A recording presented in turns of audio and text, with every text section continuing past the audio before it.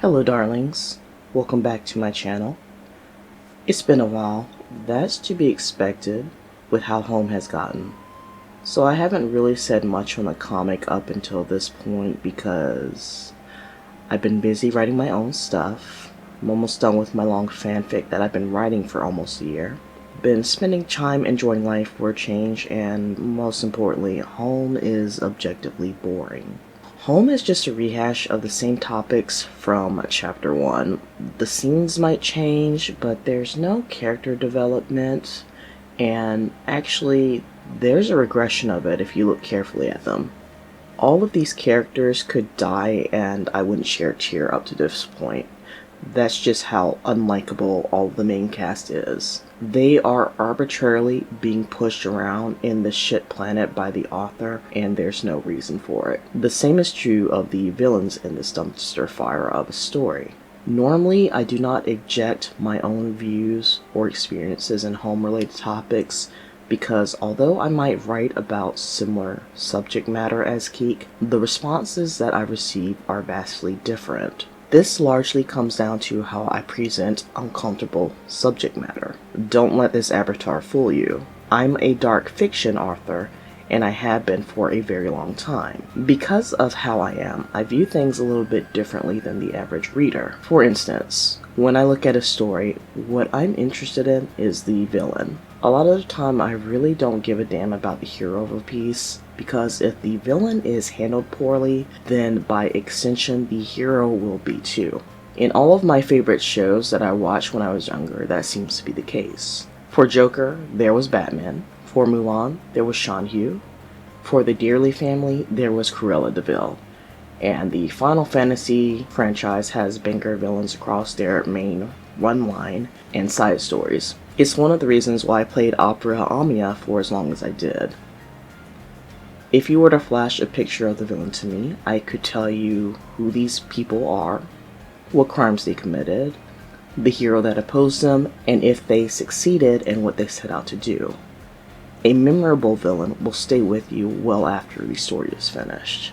And then you have home. And goddamn, if you haven't guessed by now, the villains throughout this comic are handled poorly. Home technically has 7 villain-like characters, if you want to call them that appear in the story. Rannick, Rogio, Rogier, Chieftain Seer, Rock, Marduk, Father, and then the Capital. I say villain-like because they all display traits of a villain, yet Keek doesn't acknowledge their bad behavior or tries to excuse it. Rogio and Father are extreme examples of this. The amount of villains that appear in Home is already a problem, because though the story is at 927 by the time this video gets posted, all of the characters that I just listed are not from the same faction, so it isn't as though they are connected to each other. From a story perspective, this is bad world building and storyboarding. Normally, it would make sense for a villain to be taken care of in a chapter or a particular plot line, but honestly, with how Home is set up, it's like even the author forgot about them unless he needs them for a specific story beat, and that means that they can be chapters in before we see them again. They are arbitrary in the grand scheme of things because most of the plot line revolves around his favorite characters. Now, I have plenty to say about Rannick, but I'm going to save him for last until I see how his character arc is concluded. There is no doubt in my mind that Keek is going to try to redeem this bastard. I just don't know the degree about how badly it will go. Ignoring the other antagonists that I just mentioned, I want to focus on Marduk because he's the only villain that has gotten his character arc complete as of 927th page of the story, and by that I mean Keek killed him off. As a side note, understand Keek can't separate his in real life issues from his comic, which is already a red flag for any writer. Marduk was never presented to be a villain at the start of Home, which makes what happened to him so jarring. Marduk wasn't even owned by Keek at the time. It was by his former co-writer, Jay Harper, and he had a falling out with due to how Keek was displaying Rannick outside of the bounds of the comic. It's ironic as hell in hindsight, so his character name were changed. Look, I understand shit happens, and sometimes a character and your attitude toward them changes, but there is a right way and a wrong way to do it. Keek has done to this character is objectively the wrong way, and this issue goes back to what I've always said about this author. He doesn't research anything, and the reason why he isn't researching it is because it's the first draft. Honestly, I might be insulting the very idea of first draft, because whatever Keek or his followers think of, it is applied to the comic with no consideration to the past chapters. This wouldn't be a problem if it was a very basic story. I mean preschool Dora the Explorer, Blue's Clues type of content that you can figure out within the 30-minute runtime. One issue, one resolution. This isn't a shot at those that write like this. Simplistic storytelling might be something that an audience wants. The longer that you make a story, the more considerations that you need to have to make sure everything that flows properly. Keek doesn't do this. And before someone comes at me and is like, I just enjoy the story, it doesn't have to make sense. First of all, that is a horrendous mindset to have, and you're trying to excuse the author for his shit writing. The only piece of media that you should ever have this mindset with is pornography. And while yes, you can argue that Home is a porno on a small scale, it doesn't change the fact that there is a story, broken, confusing, and shit as it is, that's being told. So that does not excuse him. I do not believe for a second that an author, or any creative, puts out a work without intent behind it. We might differ on what the message is, or even what the author is trying to convey, but art is made with intention. That's a fundamental building block of human creativity. It's why if you have ever read AI-generated stories, that's usually what is missing because computers can't mimic this. And no, I'm not getting into the AI drama, but I'm just saying, you can argue the point with me all day long that there's nothing wrong with turning your brain off to consume media, but I'll never budge on my stance. That went off script for a moment, but I needed to get that off my chest. Let's talk about Marduk's character arc. The first time that we are introduced to Marduk is when he transferred all of the elderly Asmundar pack to an isolated area in the south. Marduk stated that he had to move the pack because of the, quote, harsh, unforeseen condition that the Asmundar pack faced up north. Father sent others to prepare this place where they could thrive. The reason why the elderly pack was moved was because they were becoming emaciated and they were moved without warning. So I want to preface this by saying that this was always a poor excuse, as it was to remove Kanan and the others from being in the main story. Because Keek is trying to balance so many characters within Home, this was done so Keek did not have to worry about dealing with the older members of the pack, or the young ones looking to them for guidance to solve their problems. You will notice that Keek doesn't reference Asmundar until several chapters later when he needs them to complete a story beat. When I'm looking back on these first pages, while there certainly was hesitation by the pack, there was never any indication that Marduk meant harm to them. And this goes back to the first thing any villain needs in order to be successful. They need to have charisma about them.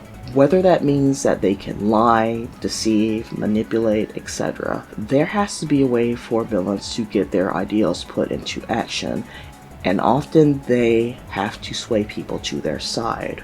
Also, this whole villain arc that Keek has done is undone by looking at the previous pages. Kanan asks Marduk why he resembles Father, and Marduk states that he has given up his form in lieu of looking like a dog and helping Kanan. He walked alongside Father and created this form to be on this planet. However, he could serve as the link between Kanan and the other sky gods. And I know a few of you are going to say, well, he could be lying. And yes, that is a nice way to gloss over that fact, but this is still a huge issue. The sky gods have been portrayed as powerful entities, and while we don't know the ins and out of them because Keek is too busy drawing porn instead of fleshing out Aedra, his universe, even from a bare bones understanding, this divine being gave up his godhood to be with mortal dogs. This is a huge thing that shouldn't be glossed over, because from what I'm understanding about how this IP works, sky gods can create species on a whim. Along with this Marduk reveal, we also have Jala, who was learning about the Akis that had been created seemingly out of thin air. Granted, yes, it puts a hole in the whole Lifa is the only hope to stop the Shield Wolf plague, but that's another issue entirely.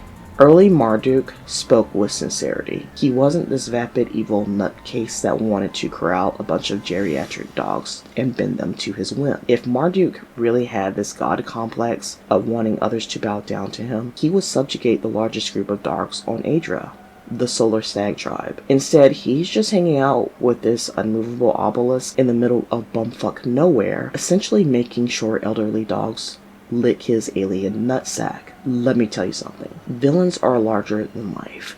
They think big, and this was never a good setup for this story. It has been a while since I looked at the confrontation between Raimo and Marduk chapters later, and it still is hands down one of the best scenes in this comic, which shows a lack of understanding Keek has, since Jay Harper is the one that is responsible for this scene. It's the subtle details that give the scene real power. The cloudy sky opens up to a drizzling rain. The way Raimo asks one question we were all thinking when it was revealed that Zillus had died. How could this have happened? He was an innocent soul in this world given to them by Father, giving them a chance at happiness after the loss of Zahira's kin. Why then would such a gift be taken from them so cruelly? Father cared so much for the Akis, why not their gift as well? But then we have this duality here of the gods. While being powerful and having cutting-edge technology, they are only mortal. They are flawed, and they didn't know. They couldn't have seen the tragic scene about to unfold outside of the shield.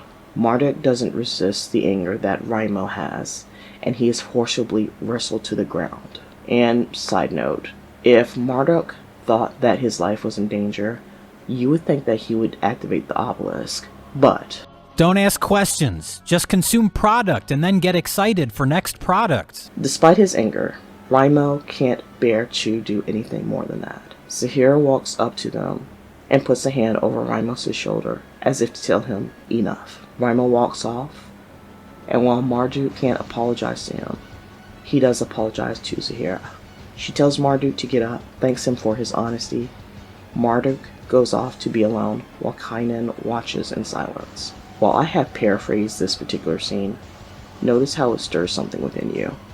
You can feel the emotions of each of these characters, how the dialogue has been written. Outside of the scene, 900 pages in, there really is another scene that moves me like this one did. I know a few might mention the scene where Cargo confronts Rogio, or even the confrontation between Rogio and his demon spirit, but if you pull apart the reasons why those scenes were written, it's all self-aggrandizing. There is no reflection for the characters in those particular scenes. Because of that, it isn't written with sincerity, and as a result, those scenes just don't invoke the same emotions that this one did. Keek decided to take a clearly emphatic god and turn him into being this one-dimensional knockoff villain.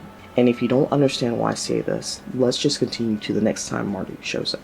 So it's the 3 full chapters later that we have a brief exchange of Marduk with Kynan. Here we see that Marduk and Kynan asking him about the other dogs that are supposed to appear in the area. Now, I'm not sure how much territory this area is in since we don't have a scale, but as Keek created the map, Asmundar is actually close to South Spear in the west, Dragon's Fall in the northwest, and Solar Stag in the northeast. While there might be miles separating the tribes from each other, the thing that has always bothered me about Kynan in this scenario is that he should be intelligent enough to go search for the other dogs in the area if it bothered him so much. Because Keek doesn't want to actually do anything with Asmundar characters, they in turn act like fucking morons throughout this mess of a story.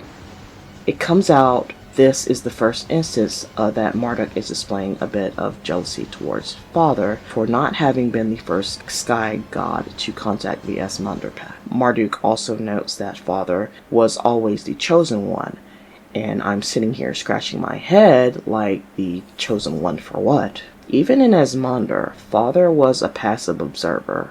Sure, you can say that Lifa was put there for the sake of turning the Shield Wolf species into a less violent and bloodthirsty species, but as a whole, he turned a blind eye from many instances because of their belief that they shouldn't interfere with nature. It's implied in the scene that Marduk feels that the pack doesn't trust him, and while that might be true up until this point, it seems like months would have passed from the first time that we saw Marduk. Because Keek doesn't know how to pace his story, it begs the question, why didn't you leave if Kanan felt this way?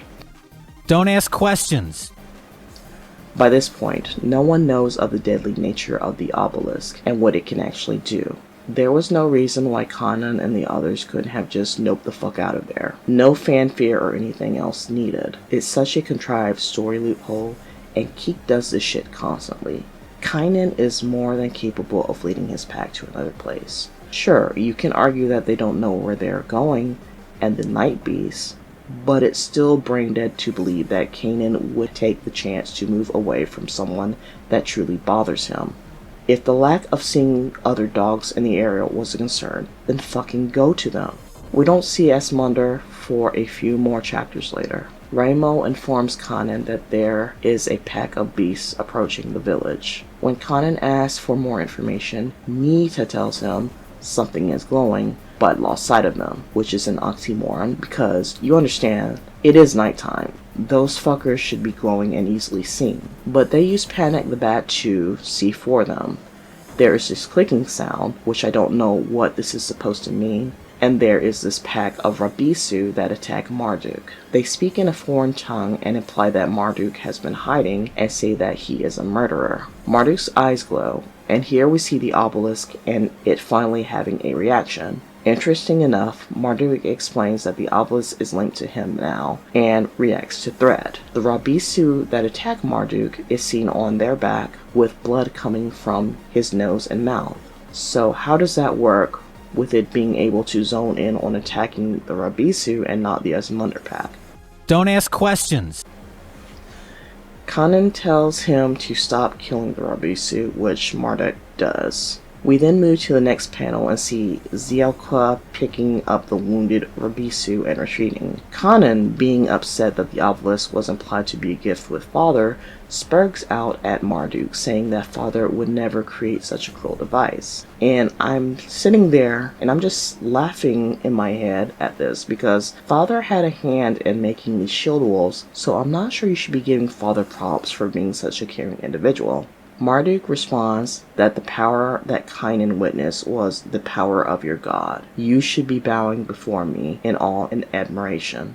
To which Kanan responds, our true God bowed before us. And again, I just don't see this at all. I get Keek wanted to make Kanan seem like a badass here, but this is hardly his relationship with Father is like even back in Asmundar days. They were respectful of each other, yes, but there is not this pseudo-worshipping thing that has happened between the characters. Like, don't get me wrong, the Asmundar pack holds Father in high esteem, but I've never once in this comic felt like the dogs will lick his nutsack for any reason. So then the next page is Marduk commenting that if Father is a true god, then where has he been? Which honestly is a fair point to make. Father left these geriatric dogs on this hellhole of an island and hasn't bothered to tell them what they were getting themselves into or offering advice. Marduk explains that he is there to help Kanan, but in the same breath states that he is the one god, and the sooner they realize that, the better. So within 2 pages, we have this character that has shown to be empathetic, to give up his godhood for the sake of Father's chosen, and he just turned into this megalomaniac that decided that he needs to not be a part of the pack, but to be admired by them. Absolutely pathological. Rove is confused about what just happened, and Kanan comments he believes that Marduk could understand the foreign language that the Rabisu were speaking to him with. Rove remarks that they need to kick him out of the pack, and for reasons that I don't understand, Kanan makes this insinuation that they should kill Marduk. Like, I get that he did something that disturbs you, but holy shit, that's a wild stance to take when you were just bitching at him about killing someone not even a page ago. The reason why they hesitate to entertain the idea is because he could be family to Father, and I just had a laugh here about the stupidity of this character. Kanan has not trusted Marduk for months. It's hard to get a good timeline here, but this isn't something that happened overnight. He says that Marduk could be lying about everything. And it's just like, no, he's related to Father. We can't hurt this sus individual with a death dildo. That would be bad. I'm not saying Kanan doesn't have a point in hesitation, but the reasons that are given is just shit. You have to compartmentalize that Kanan is the hero that conquered the Shield Wolves of Earth, and he has been reduced to having the worst takes imaginable. It's like he's brain damaged, and it makes no fucking sense why he would act this way. So, after this conversation, the next time we see the Asmundar pack, apparently 2 months have passed. And I do want to note the time period again because to emphasize, these idiots have been purposely here next to this clearly dangerous individual and have not taken any steps to protect themselves.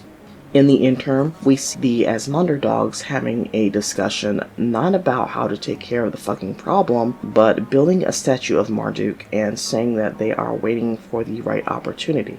By this point, I'm like, you get what you fucking deserve, TM with Joker. It should have taken days to set up a way to neutralize Marduk or to sneak away from him. But you know, Keek has to drag the story out for as long as possible, so we're just supposed to be okay for the hero of Earth to once again be a dumbass. In the next scene, we have Rove and Fief being affectionate towards each other. Marduk appears off to the side, admiring the happy couple, saying that he is glad to see new love is in the air, but it's tragic in a way. When Fief presses him, Marduk remarks that they are of a different species and won't be able to conceive a child. He expresses interest and offers assistance to create a hybrid species. Let me pause here and state something to recontextualize this entire affair. Children, cubs, pups have never been a topic of conversation with Fief and Rove at all in the story. Even when they were sleeping with each other, the only thing that Fief has ever brought up was she was expecting Rove to give a damn about the pride. And it's just a jarring story beat and creates another logical inconsistency with this entire we have to cleanse the earth of shield wolves and humans. So you had the means to make a hybrid and evolve species, and you shitheads are more interested in spending your time and resources taking interest in a dog and cat fucking each other. You do you, baby girl. Naturally, Fief and Rove refuse Marduk's services, and there is this line about their family has always adopted those in need, which is true, but again, I don't know how this is relevant. If they believe this notion that adopting children is a wonderful and awesome thing, they should be spitting at the Golden Lioness for not giving them the option to adopt. Don't ask questions. One of the concerning issues that this comic had is there is no morality with any of the characters. Not from the protagonist, not even the antagonist. They are just so fucking inconsistent. And before you question why I say that an antagonist should have a moral code, that isn't a slip of the tongue. I do mean that. And I'll go over this more in Ranak's video, given the way Keek is trying to redeem this guy. Moving on, Marduk tells them to think about what he said, noting that they don't have to be in this hopeless situation, and he excuses himself, but not before making a comment that the Rokurhan are showing no fear and perhaps that they should have one for dinner. Fief and Rove have this sad look in their eyes, and that's the end of the scene. I don't know what any of this is supposed to mean. Why are they sad? They just said that they can adopt. I thought that's what they wanted. I get that this is supposed to be a dramatic scene, but it makes no fucking sense for these characters. The next time that Marduk shows up on screen is when Jala speaks to her mom about the pack. And I'm just so confused here because it seems like Jala waited fuck knows how long to mention Rogear and the Akis on the island. Your mom, assuming that she gives a damn about any of you, has been with this murder, death, psychopath, and you decide to mention months later that your brother is on this Aki island. There's a new species out there, and hey, just to top it off, you know that your own brother is spiraling, and not once have you tried to visit or help him in any way, you fucking psychopath. Out of nowhere, she suddenly asks about Marduk. Again, it's been over 2 months. What the fuck is this bitch's excuse for choosing now to ask about the Sky God that's been with her folks since the beginning. Regardless of this plot hole, Jala goes up to Marduk, and they meet each other for the first time. He seems interested in her, noting that she is one of Father's creations, and it's so nice to see her in the flesh. Jala thinks Marduk is also an invention of Father, and Marduk comments that Father had no hand in this, and Jala asks him the question that I wanted to answer for a while. That being, why did you give up your godhood and leave your family to live in the wild? Now, the issue that I have with the word wild being used here, from the standpoint of Father and Ninmah being here, that seems she is implying that this savage world has pretty heavy connotation. And before you think I'm splitting hairs, think about it. Father moved Asmundar to the ship planet because the humans were a plague doing damage on Earth. He thought that here was the perfect place to move them, even though by the events of the story, and dogs like Ira being 30 years old, Father moved them last. So by that logic, Jala is saying that not only the dogs are degraded to living in the savage world, he honestly doesn't give a shit about them, which has always been my entire issue with Father. That is also not a logical loop that you're supposed to consider. But let's press on to the next panel in that Marduk explains his reasoning. Marduk states that the way of living isn't as wild as she thinks. And here we have this exposition that is done to make it seem like the reason is because in Marduk's world, and I need to stress again that this guy is a fucking sky god, there is a clear structure that one must follow and a lot of pressure to put on him to perform and deliver. And I'm sitting here thinking to myself, are you in fucking college? Even if you don't know shit or dick about home or this pathetic universe that Keek is building, I have never seen the gods in any piece of media have pressure put on them to perform and deliver in this possible scenario. Sure, it could be true, but the fact that we're hearing about the shit now, and Keek hasn't expanded on his universe with the gods, it's the forced, oh, feel sorry for me, story beat Keek is trying to do again. He does it with Rogyo and Rennick all the fucking time. And let's just say that I believe Marduk's bullshit excuse. He's older than Father, by his own admission. If there was a pecking order, he would be on top, not Father. And yes, he mentioned some Chosen One bullshit a few pages earlier, but I don't buy it because again, Keek hasn't done fuck all to give any depths to the Sky God. And yes, I'm aware Marduk can be lying here again, but why would he lie about something like this? It would have just been so simple to say, I believe I can help you achieve greatness here, and leave it at that.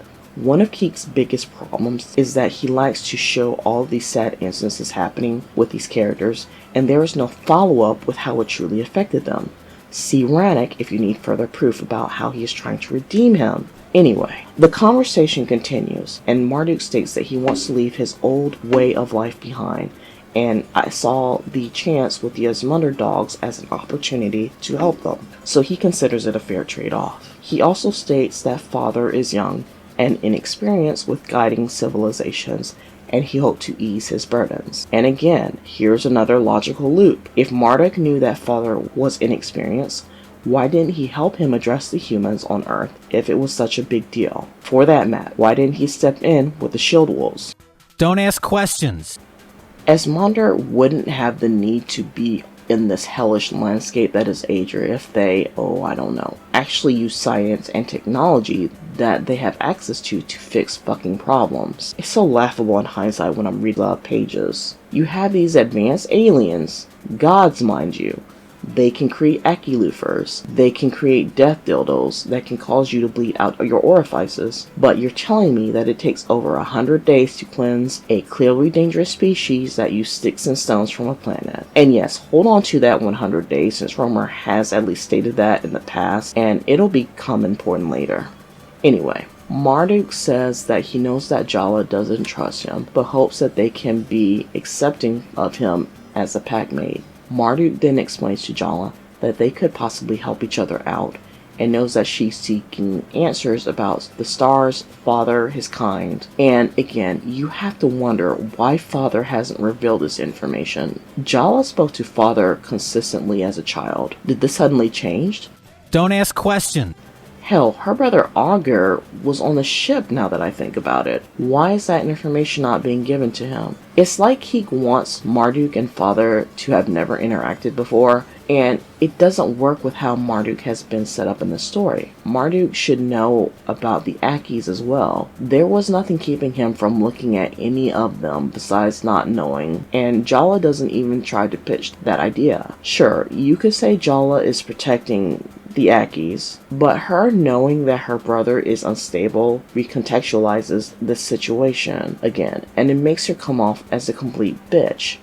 She knows damn well that the Akis are struggling with their sense of self. It's why she and Thacker were banished, because Rogier was manipulating past events and giving the Akis purpose when they had none. Seeing a sky god in the flesh would probably calm them down. But Key doesn't have the fucking writing skills to come to this conclusion, so we have Rogier becoming this cultist nutcase. Again, all Marduk had to say was he was related to Father, and I'm sure the Akis would have had a more positive reaction.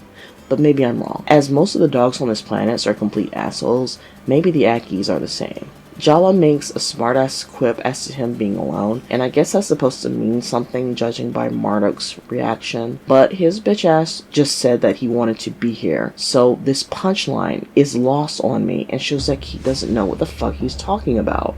Later, Rove approaches Kanan, saying that they need to move now since Fief has gotten pregnant by the spirit of the Golden Lioness. And I just don't understand why someone like Rove is praising the spirits, considering, the reason why Jala and him broke up was this issue with him not believing in the sky gods or his father. But that was chapters ago. You have to turn your brain off for this tidbit of details. So I say it again, after all this fucking time, now Esmander and Kanan decide to leave, because what about them kids? I'm in no way meaning to trivialize that this isn't a valid concern, but you should have been planning this shit out ages ago when the death dildo scared you. Rove somehow knows that Fief has a month left before those kids are born. How?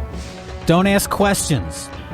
Rove said that he doesn't want his children being born around Marduk since he has an interest in hybrids. While Jala wanted them to wait, Rove wants to go now. Now, you would think Kanan, being the hero of Earth, would be under the impression that he really needs to get his pack to safety and lock in because, you gotta protect your kin. This fool turns into a complete pussy and is like, our options are limited, he barely sleeps. And I'm sitting here thinking to myself, you have Jala, who has a pack. You have Ranja, that has puppies now. Pick a fucking tribe and go. But no, Rove points out that because they are elders and it's not as strong as they were in the past. And I'm sitting here thinking, they don't age. This is a non-issue because Key can't be bothered to draw young or older dogs in this comic. For once, his artistic laziness made another plot hole appear. Fucking incredible. Don't you dare try to ponder that plot point though, because Zahira is sneaking around in the woods, and much to her surprise, she finds the Ziaqua that took the Rabisu away have returned. They state that they were keeping an eye on Marduk. How are they alive? Don't ask questions. We then get this emotional scene where Zahira is happy to know that more of her kin still exists, which, fine, okay, but let me point out this is the second time Keek has pulled this shit. He did that with the Shellwoods too, in that they are all supposed to be extinct, but Nimna is living in plain sight around the dogs of Adra, and for this to happen yet again with the Ziaqua made me just roll my eyes. If you kill off a species, leave them dead. It just takes away from the emotional impact if you're like, oh, they're really dead, but not really sort of logic. Remember those Rohan things that Marduk mentioned earlier? Well, apparently they can translate what the albino Rabisu is speaking about. How did a species that is viewed as food know how to speak the common tongue? Don't ask questions. Then Kanan goes on to say that everything that Marduk has said is a lie. And I'm like, what lies? What are you talking about? Who told you those lies? You don't go anywhere, you geriatric fucktard. And I don't even know why this is being said, because there is no one to disprove any of Marduk's story. And he just met the Rabisu, so they can info dump. This makes no logical sense why he would even say something like that, or even have a reason to trust these guys. They were told of the dangers of the EMT a while ago. You would think that that would give them some pause, but no, that's not a thing. The Rabisu say that Marduk is a scam. He's hiding in this false skin away from his family. And then the ball draws, where the Rabisu say that they have been on Adra for thousands of years. And there's a meme that perfectly encapsulates my feelings about this.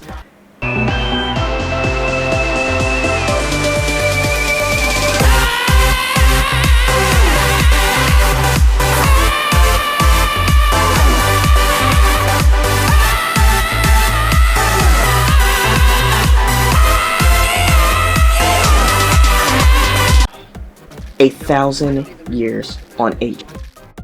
That means that the Xiaqua and Rabisu know all of the weird shit that's been going on by the time Esmonder has gotten here. They should know about the spirits, they should know about the capital, they should know about the foreign realms, the MT, the Night Beast. Everything that has happened, they should have fundamental knowledge and be able to have a solution to solve them. They are the gods' guardians after all. And you know what makes this really bad? That single statement just undid everything about Home and Esmonder. You might be asking yourself, Asher, what the fuck are you talking about? Well, let me point out something that should give you pause. If the Xiaqua are created to serve the sky gods, they're guardians, why didn't Father go to Zahira when the Shield Wolves were deemed as a threat on Earth? Sure, you can act like Father might have not known that they were around and settled for Kynan, but let me point out that Father found Zillus in the cave after the Xiaquas killed themselves, so it blows a hole in that logic. Also, if the Xiaqua are the Sky Gods' creation, Zillus could have been brought back as well because technology of the Sky Gods TM. I have read a lot of shit stories in my life, but I cannot believe how bad this is. I told you that you literally have to turn off your brain to read this story, and I meant it. And to be perfectly honest, I might be doing a disservice to porn because I have seen hentai and BL that were more coherent than the shit show that I'm reading. Yeah, I'm a degenerate and I know who I am, honey. Apparently, Marduk took over Adra, and his vile creations changed the entire landscape. The land was quickly consumed of all of its resources worth to the god, and the gods had to look for them elsewhere. What in God's name do they need resources for? Are they suddenly space capitalists? Are they a syndicate of interspace villains? None of this makes any damn sense. So you know what those same sky gods did to their creations? They left them there, in the scarred world, apparently in the catacombs until their master came back. You know what had a more interesting story than this? You know that Akita in Japan that was always waited for his master to come back from the trains? His name is Hachiko. Well, his master died one day at work, and this dog still waited for him at that same train track until the day that he died. It's a real touching story. But these guys, fuck the Rabisu and Xiaqua. Notice that there's no mention how Adria got back to how it's been after Adria was left barren by Marduk by their own admission. What the hell the Rabisu and Xiaqua have been doing in all this time. How they feel towards the Shield Wolf Ninma. Why haven't they helped the inhabitants in any way, shape, or form. Why they have stayed underground knowing that Marduk is this horrible, evil person that is a threat. I could go on and on, but I think you get the point. Don't ask questions. These fuckers are responsible why everything is happening, and I'm supposed to like these shit? Absolutely not. The only sticking point Kanan has with everything that I've pointed out is this. How do we destroy this death dildo that is immobile in the ground? Like, I need people to understand that unless this obelisk is just like a fucking satellite that's power is enough to encapsulate the planet, move your bitch asses away from it and it's rendered useless. You cannot fight. But the last time I checked, you have fucking legs, and they move properly. The Rabisu say that the weapon can kill them, and with Marduk looking for Kynan, these fuckers flee. Fine, flee. Your bitch-ass trifling hoes. I guess I have to mention this since it ties into the plot point. Though Marduk is not here, but Jala goes back to Heavenreach after this little talk with Marduk, and Jala goes to Avanti, who I honestly forgot exists, and asks to help her translate the text that she got from the Origin Orion tribe. And, okay, why wasn't this done when Avanti first joined? Wasn't the whole reason why she was given to you was to help you understand the alien language? I have stated this before in another video, but you have to understand, Jala has done absolutely nothing of substance since Heavenreach was formed, basically. She has no excuse why this wasn't taken care of when Avanti first arrived. Then we have a montage of Avanti and Jala going through the scrolls, and of course, Keat tries to fix a plot point by saying that Father must have left these scrolls while visiting Grandma Ninma, which doesn't make any sense. Let's assume that Father was on Adria before he moved to Esmonder, which is exactly what this seems to imply. That means that he made the home for the Ackies, keeping them isolated away from the matriarch on purpose. Rogier is her grandson. And to put that into context further, Ninma, by that logic, should know exactly where the wolves are. She and Utu are family by her own admission. That means that if this lone wolf that Kika keeps trying to push around in the story is a real thing, it would be common knowledge across Adria where this fucker is and what can be done about him. And before you tell me, oh, the dogs are so scared of the wolves, there's no way that they would take them head on, that presents another issue. The Forngrim. That species was genocided off the planet by the capital, and they are way more intimidating than a fucking wolf with long fangs, so don't try to feed me that bullshit. Continuing on. It is revealed that the Neperter, or the Shield Wolf, was a companion just like the Sunboon Hare. And again, here's a plot point that needs to be addressed. If you want to put the Shield Wolf on the same ground as the fucking rabbits, why did you kill them the way you did? Even if they were corrupted, Father just let his companions suffer on Earth rather than trying to help them in any way he can. Remember, Father is supposed to be a kind individual. Then the punchline happens. You see, Father, being the wise sky god that he is, wrote that the Rabisu and Ziaquel were killed and the Neperter were taken. He cannot return home. He and his wretched dogs bring nothing but death. So, to put this into perspective, before Father got involved with Esmonder, Father has known that Marduk was the evil asshole and has been nice enough to not tell Ninma, who for some reason wasn't taken by Marduk in all this time, not tell Esmonder, not tell the dogs that have been kidnapped on Adria, that there's a psychopath in their neighborhood.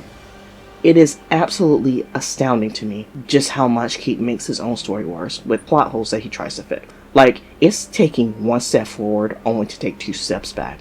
So, Jala, after coming to this conclusion, blames Marduk for everything, because of course Father doesn't deserve any type of shade for putting them in this situation, as you do. Rome, the logical one, points out that Jala has been translating all night, and maybe they should try to come up with a plan because the alien with the death stick might need to be addressed carefully. But no, Jala is strong, Jala is fierce, fuck a plan, she can take that evil person with her own bare fucking hands. And Rome, being unwilling to challenge his enchanting beauty, does nothing to stop her on her suicide mission. And you know what, I'm just gonna go out of page order, but Rome dies. And I'm glad because it's his own fucking fault. And Jala. So they go to meet Marduk and put him in his place. That same night, miraculously, the Esmonder Pack believes that tonight is the night that they will escape. No reason or justification, it's just the perfect time. The 2-month period that they have gotten away with to make their move because now poor Peeve and the babies. So they sneak out of their huts. Piccolo, for some reason, goes up to Marduk's hut instead of, not trying to make noise that will disturb the god that they are trying to get away from. Although there is nothing around that would alert Marduk that the dogs are trying to escape, there is this anthropopod that suddenly comes out of the tent. Piccolo alerts everyone that Marduk is coming, and instead of running faster, Rove decides to run directly to Marduk, even though by his own logic he can't do anything against the obelisk. Rove pushes Piccolo with his head, and I'm sitting here thinking to myself, I'm pretty sure that a rabbit can move faster than a fucking dog, and he doesn't need your help. There's a silhouette of Marduk suddenly catching up to them at high speed. Rove tries to get his attention, and for some reason, Kanan makes the statement that everyone's almost there, when in the same panel, Piccolo makes the comment that they don't know the range of the obelisk. Which one is it? You know what? I don't care. I hope it kills all of you, because you're fucking infuriating. But no, that would be too good for any of these characters. Marduk shows up, and there is the use of this onomatopoeias of bones cracking, and we are greeted with an anthro version of Marduk. He's supposed to have this evil smile on his face, and I can't take it serious because I'm laughing so hard about how stupid this guy looks. Ignoring the fact that Bones would literally have to break on his entire skeleton for him to achieve this upright look, why is he so fucking thin? For those that pass basic science or have basic anatomy lessons, the hip bone doesn't work like that. It's very different from an upright animal such as a human and quadruped animal like a dog.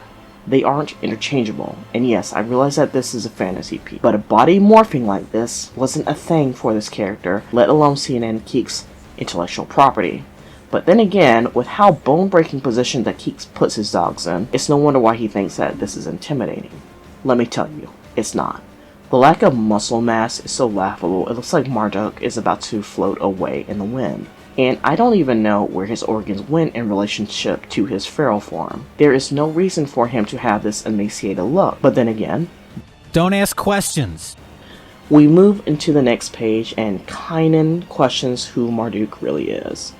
And then Marduk just spills the beans because he finally says that the reason Asmandar was put on Aedra was because the species that took over the Earth, the humans, were their creation. And you guessed it. This brings up yet another glaring plot point. If humans were of the Sky God's creation, why are they trying to kill them? What is the reason? Why did they not try to interfere if these are their children? Don't ask questions. We move again to another plot hole, and that is when Marduk reveals that the humans used to worship him built statues and temples in his name, a creation close to perfection. Remember when I told you to remember that 100 days spent on Aedra according to Romer? Well, this was why. When Home first started, there was a visual of humanity in its infancy.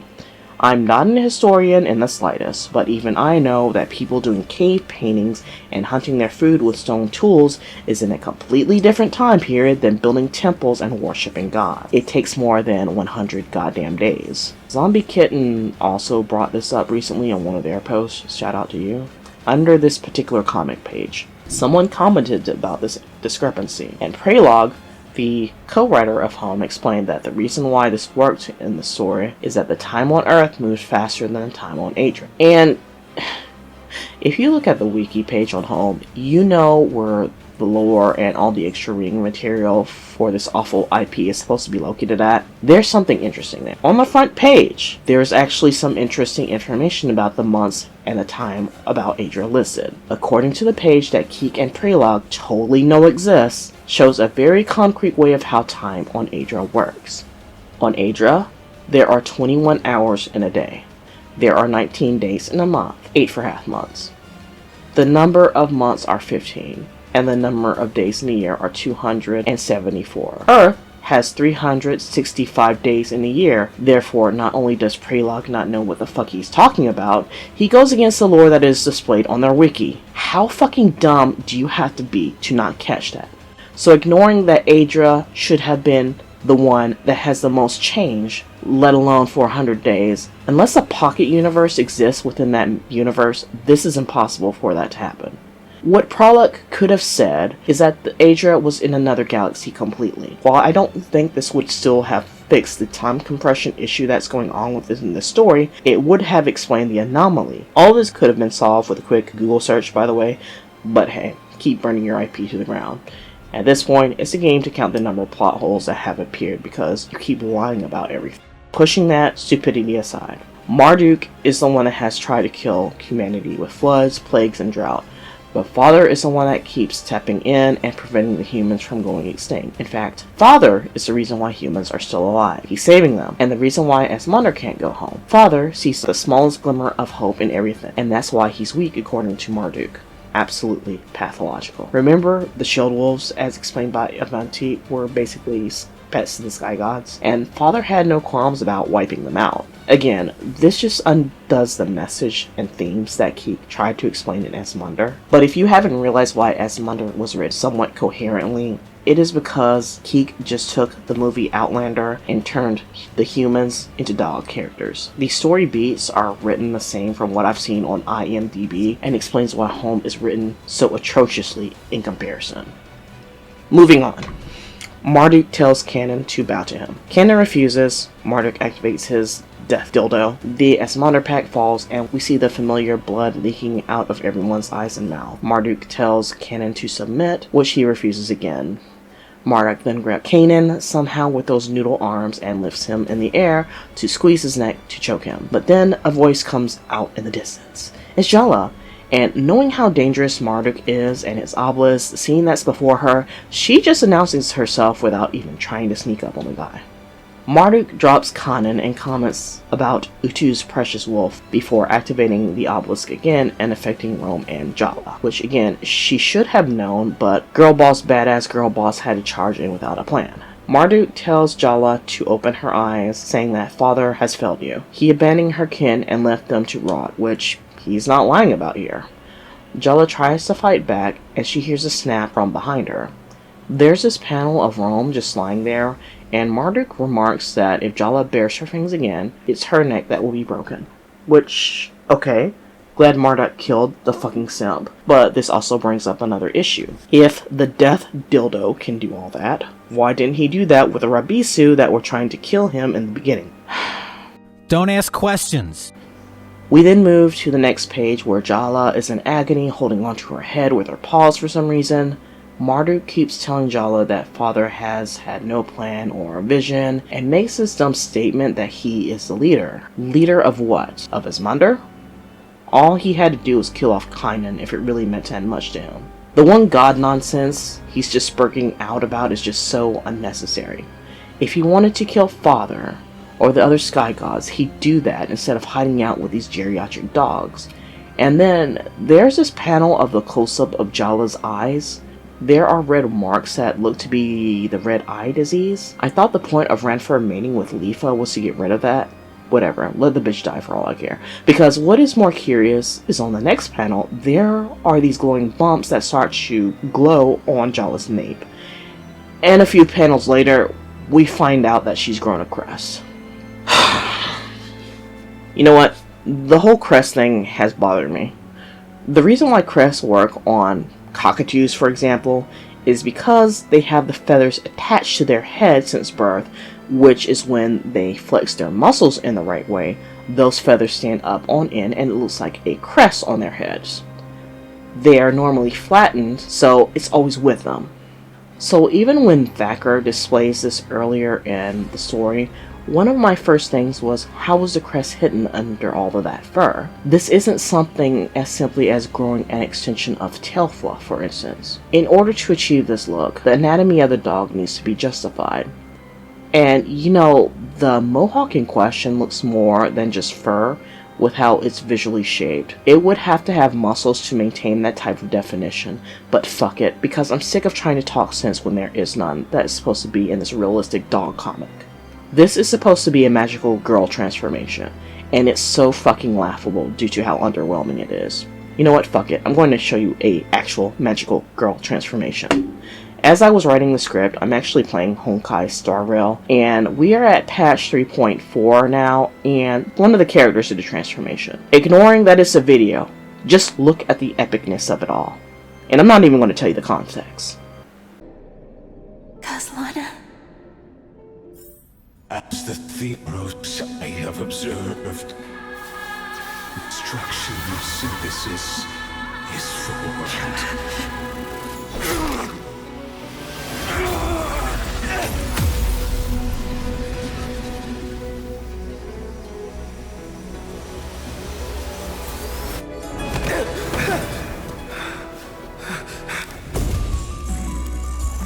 I will wait for that day, for as long as it takes. The day will come whenever this immortal eternal and follows in our footprint to write in nothing that ever was.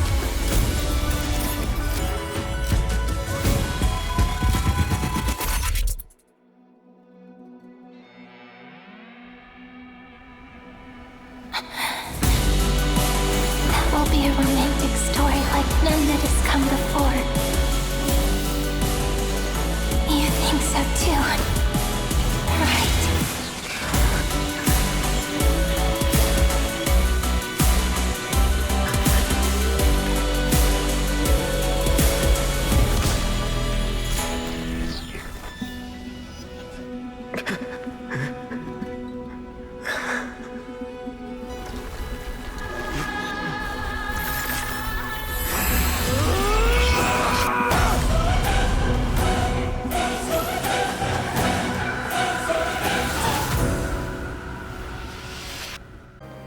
Compare that to Jala. Hell, even Goku had a fucking glow up to him when he went Super Saiyan for the first time. What the hell is even the shit that I'm seeing? You know what? Fuck it, let's move on. This mohawk also seems to give immunity to Marduk's death dildo, and by that logic, Thacker should be able to break free too since he also has this feature. But let's be real, Girl Boss has to girl boss, and she body slams herself against Marduk, knocking him to the ground. Why this fool doesn't activate the obelisk to break her neck like Rome, or use his divine wind weapon that he supposedly has when Jala is trying to tear out his throat is never addressed. He might be mortal, but he should have a level of self-preservation. But let's be real, Keek has always wanted to be rid of Marduk because this is Jay Harper's character. Jala is able to clamp down on the back of Marduk's neck and pull it from Marduk's body, effectively decapitating him. Which, if you know how bone, muscles, and how much force a dog needs to do this, is not possible, but Don't ask questions. Marduk dies and the obelisk is powered off. Jala stands triumphant over her oppressor, and that is the end of this character from the story. I will go over the aftermath in another separate video or chapter breakdown.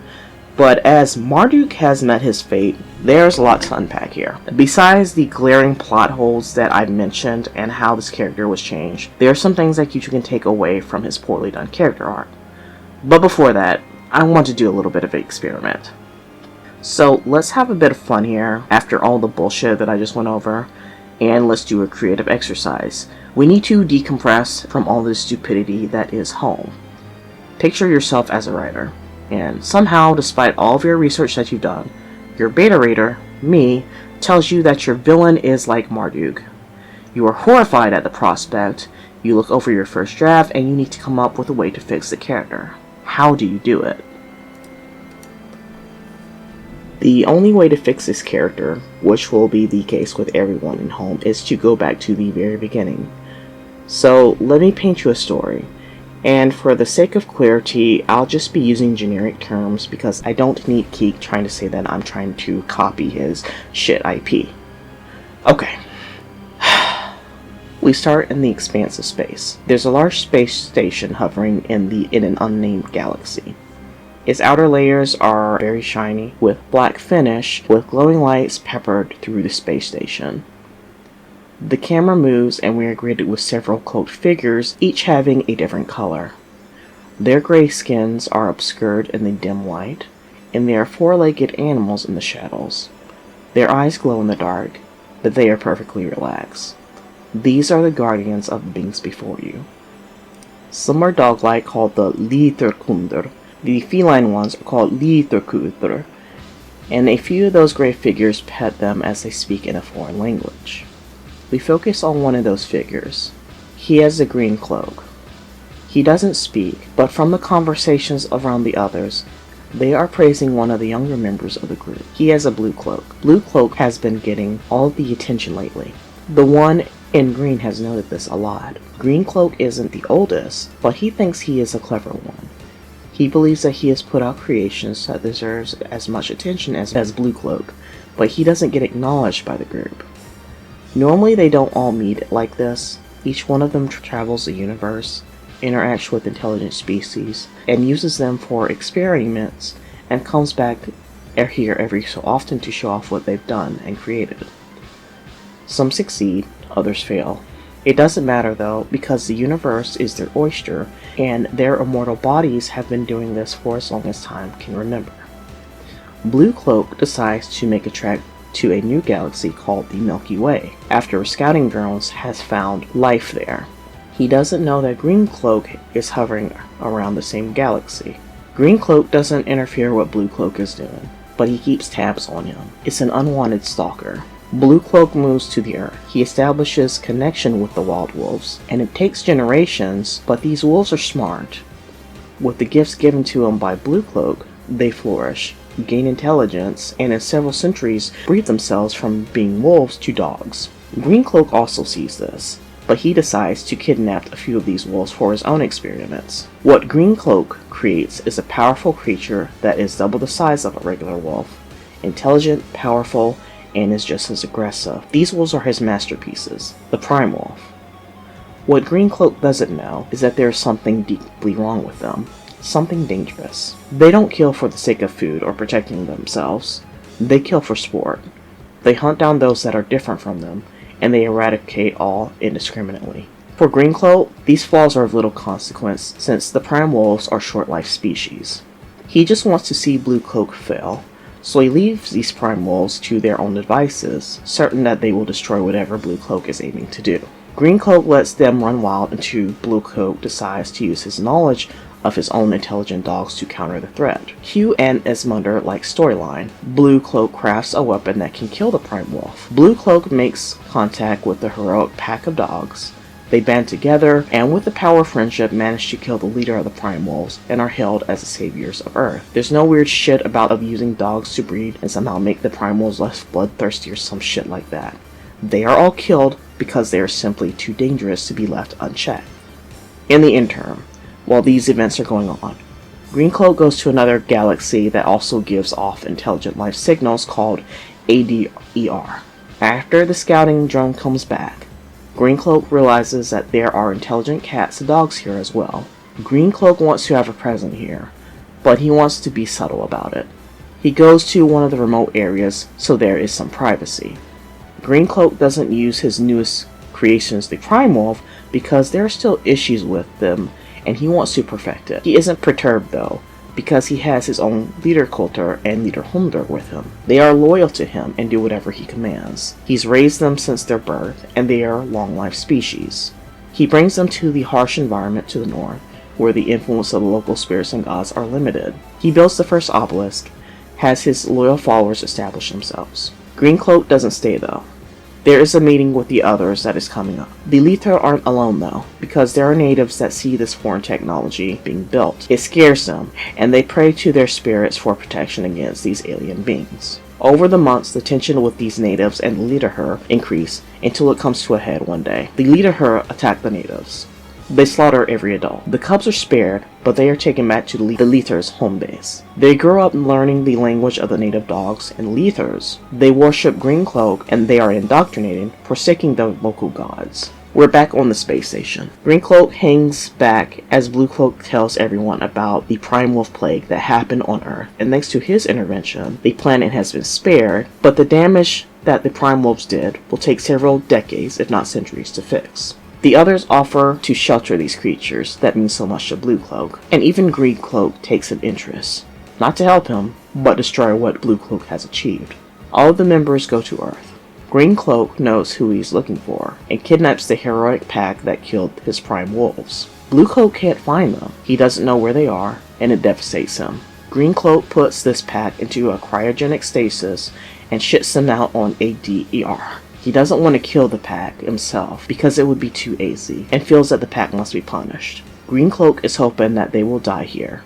Against all odds, through gut instincts and the power of friendship, they survive in this foreign land, making friends with the native dogs along the way. They learn about the strange Lederhoger dogs and cats that have appeared in the north. They learn that they are spreading, killing the native adults and kidnapping the pups, with more obelisks appearing as the territory grows. And they learn that the god responsible for the creation of the Prime Wolf and the appearance of the Lether is none other than the Greencloak. I could go on and redo the entire plot points for Marduk, but this video is getting a little bit long, so we'll just end it there. Feel free to do something else with that if you please. I don't care. What I did is just recontextualize the earlier plot point of Home and put more emphasis on the nature of stakes in the story and make you care about what's going on. This didn't take me long to do because despite my issues with Keek, he actually does have a decent script to go off of. I spent maybe 15 minutes thinking about this, and I purposely used what Keek was going for but fumbled at every corner. One of the issues that I have with Home is that there are no stakes in it. You know Keek won't kill off his favorites, and nothing of note happens that make you want to cheer for any of the protagonists in his story. Most of the time, they make things remarkably worse, as you see me state with Kanan and Jala for this video. Marduk is a piece of shit character, like many of the characters in this comic, but he didn't have to be. Make no mistake, under an author that cares, all these characters can be fixed. The author just needs to want to do that. I seriously doubt my writing would be of any interest to the people that watch my Home critiques because it's in a vastly different fandom. But again, I do write about the same subject matter Keek does. It's just for a different genre. I've been roleplaying original characters from about 2007 to about 2020 and went to fanfiction writing as of now, in a time frame that I've been writing since 2020. I've never had a close comic section on my AO3 account, and the readers that enjoy my work have never had an issue with how I portray dark subject matter in my stories. Hell, I've actually been cancelled because of this. Not because I did a poor job with the themes, but because I did it so well, it made a bunch of pansies that were never my target audience uncomfortable, and they kicked me out of a project, and I rightfully called them out for it. It's a wild story, and I'll address it at some point, but it was a big wake-up call with how fandoms operate now versus when I wrote my first fanfiction back in 2007 or so. If I had one piece of advice for any new creative out there that is new, or is one of your first beginning stages of writing, it's this. Be unapologetic, but be sincere. Your creative endeavors are not going to appeal to everyone on this planet. No matter how perfect you think your story is, there will be people that still snub you and they will think that they're better than you or just not like it. Nothing you will do will please them. The thing about it though, is you don't need to think about them. Because if you are too busy trying to cater to those types of people or always apologizing, you are going to miss out on those that resonate with the authentic you. Fun fact, I met my current partner because they started reading to the crazy shit that I wrote about on AO3 and we started speaking to each other and it just went from there. And I know this is a generational thing with how social media works in regards to cancel culture, but there's going to become a point in time where you get sick of pretending to be someone you're not. You'll always be depressed and hate what you're doing, or burn yourself out. I see this shit all the time. I could monetize my home videos if I wanted to, but if you know anything about how YouTube works, the algorithm that they use is uncompromising. It doesn't allow nuance, and one word uttered can make or break a video. For instance, you can't say the word suicide. That's instant demonetization. It's why you have creators say something like game over themselves, KYS, or something childless like that. I really don't have time to do shit like that, which is why I come off as crass in my videos. This is the real authentic me. Regardless, here's the conclusion before I end this video. Villains should be evil. Make them larger than life. Make them ruthless. Make your readers hate their guts. And shit, you know, I said I know I had one piece of writing advice. Let's do two others. And in all honesty, for the sake of new writers, do not use your redemption arc on your villains. A lot of times, they don't need or deserve them. I adore Cruella de Vil, but what they did to that woman in the 2021 remake was insane. That made me reject Disney as a company, and I don't watch their movies, especially if it was made after 2015 or later. The reason why Disney has loss after loss is they keep neutering the script and they try to make everything politically correct to avoid these jackasses on Twitter or Blue Sky whose whole personality is centered on them judging everything with their holier-than-thou attitude. Let me tell you now, and I'm sure that you might have heard this as well, a game or movie that is made for everyone is a game or movie that is made for no one. Your best bet is to find a niche community that will ride and die with you. A hero or a side character makes wonderful redemption fodder, and a reader will appreciate the growth of the character. Villain redemption arcs require a lot more setup and research, and if you don't know how to do it, you're going to fumble not only the character, but your entire story in the process.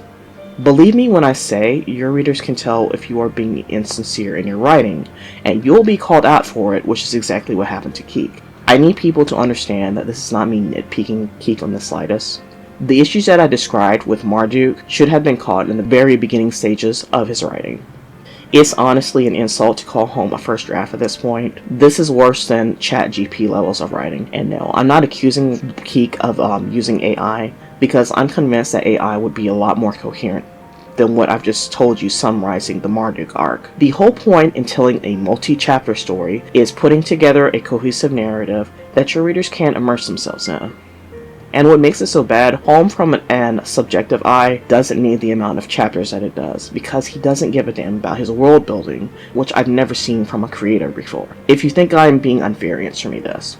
If Keek cares so much about his world building, why, even as of the making of this video, has Keek not filled out in the details about the gods and spirits on his wiki yet? The same details that were on his wiki when it was first made back in, 2018, have not changed and are rarely updated. And you might be saying to yourself, I'm being unfair again, but why have a wiki if you aren't going to update it?